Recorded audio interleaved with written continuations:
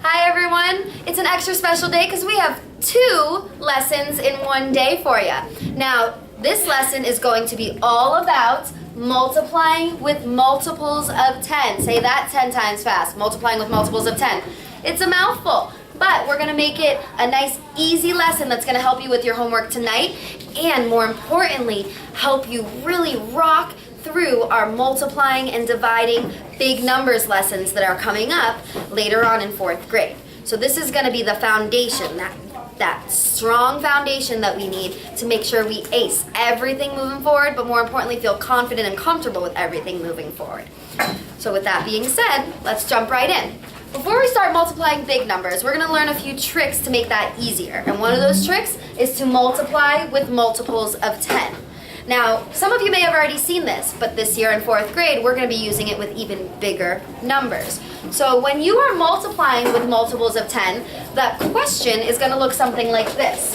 4 times 300. When we have a question like this, 4 times 300, 300, because it ends in zeros, is a multiple of 10. Our first step is to multiply the digits in our numbers, the 4 and the 3. So step number 1, multiply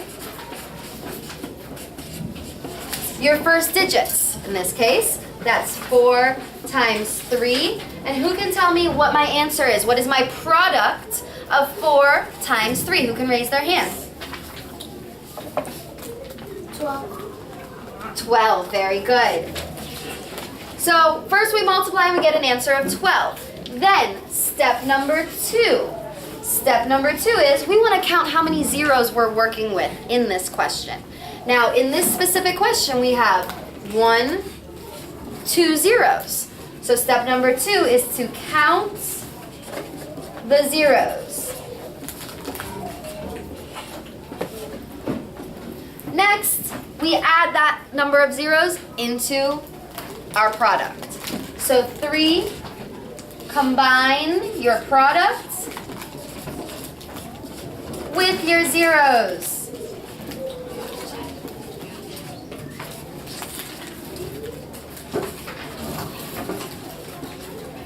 So that's going to look something like this. We got 12 as our answer. And then we counted 1, 2 zeros in our question. So we add 1, 2 zeros to our product. So if we're being asked to multiply 4 times 300, we can break that down to get our product of 1,200. Let's do one more example before we wrap up, just to make sure we really understand this. So down here, I'm going to do 2 times 7,000 as my final example. So like we just said, first we multiply the digits. 2 times 7. Who can tell me here what 2 times 7 is going to equal? 2 times 7.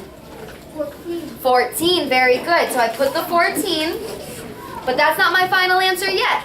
So before I make that my final answer, I count my zeros. I have 1, 2, 3 zeros in my question, so that means I need 1, 2, 3 zeros in my answer. Once I add those 3 zeros in, I get 14,000 as my final answer.